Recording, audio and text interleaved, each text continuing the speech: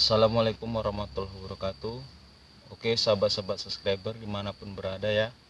Di video kali ini saya ingin memberitahu cara merangkai pancing untuk spot siam, khususnya bagi teman-teman pemula yang ingin mencoba sensasi tarikan spot siam.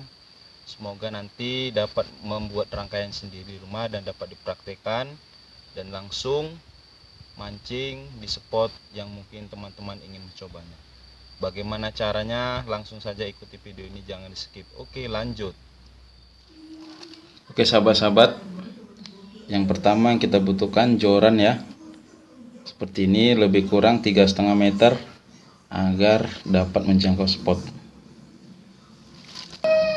Oke, benang ultimate ya, ukuran 0,15. Kemudian pancing merek Daichi ya teman-teman, karena ini tajamnya bisa dijamin.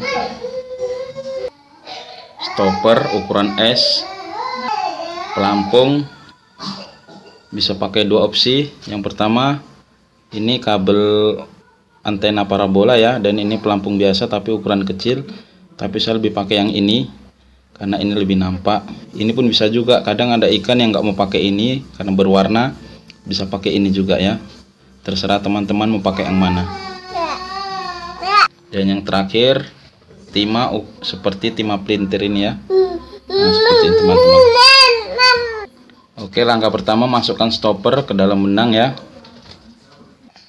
kemudian pelampungnya, kemudian masukkan timah pelintirnya, masukkan stopper kedua ya teman-teman, seperti ini. Yang terakhir masukkan kail Daichi tadi nomor 2 ya teman-teman. Nah, jadinya seperti ini teman-teman ya urutannya ya. Ini kailnya.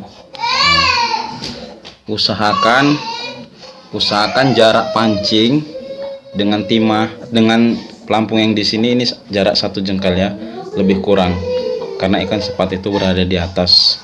Dan benang atau senar ini, benangnya kalau bisa dipotong sampai ukuran 70 sampai 80 cm ya, karena terlalu panjang pun nanti susah teman-teman untuk mancing. Oke, bagaimana praktek untuk mancingnya?